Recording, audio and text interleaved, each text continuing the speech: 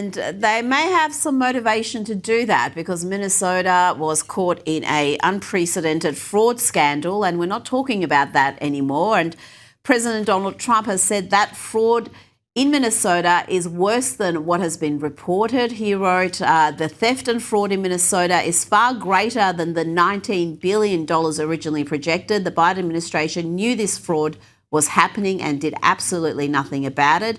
John, he's singled out Democrat Congresswoman Ilhan Omar and the Governor Tim Walz as being complicit in this unprecedented fraud. Do you see it that way?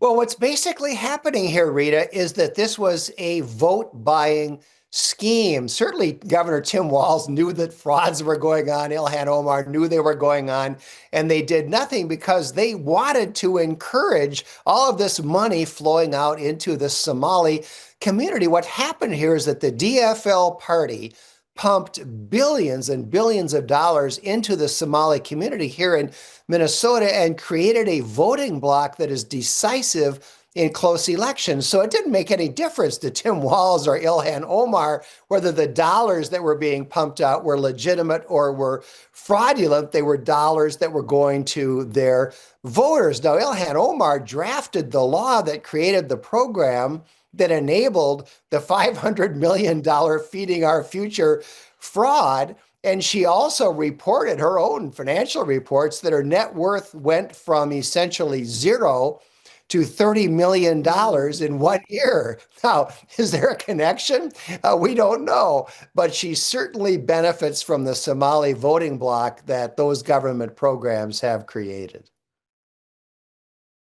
And talking about the Governor, Tim Walz there, his complicity in the dysfunction in Minnesota, the fraud in Minnesota, was discussed earlier today. Let's hear from David Hosh. He's the independent journalist who featured in Nick Shirley's videos exposing fraud in Minnesota. He testified to lawmakers on Capitol Hill earlier today. So going back to whether Governor Walz knew about it, Governor Walz admitted knowing about the fraud early in his first term, which would say 2020. Well, Minnesota statute 3.971 subdivision 9 clearly says that if you are made aware of fraud in a state agency, you are obligated to immediately report that fraud to the Office of the Legislative Auditor, immediately. John, Tim Walz did not report the fraud to the Office of the Legislative Auditor. He claims he did tell the FBI.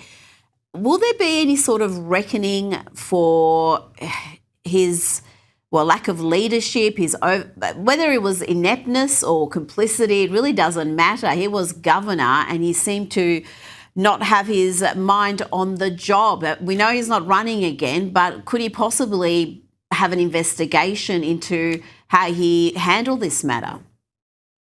Well, first of all, Rita, the claim that you just heard there by Tim Walz that he somehow called in the FBI, he tipped off the FBI, that was investigated by the Minnesota Legislative Auditor, and it was found to be false. Walz didn't notify the FBI. It was the FBI that came to Walz and said that they were about to execute search warrants in connection with what became known as the Feeding Our Future fraud. The prosecution of that massive fraud was carried out entirely by the federal government, the FBI and the United States Attorney for the District of Minnesota. They've charged, I think, 78 criminal defendants now. Tim Walz and his Attorney General had nothing to do with it. They played no role whatsoever. They were bystanders at best and beneficiaries of the fraud.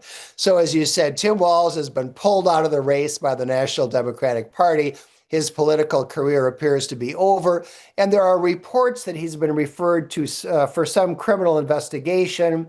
I'm doubtful that's going to go anywhere, but we'll see what happens. Now, I think we should leave the last word about Governor Tim Walz to Senator John Kennedy from the great state of Louisiana. Governor Tim Walz, whatever he says, believe the opposite. I'm sorry, the man learned to lie before he learned to talk.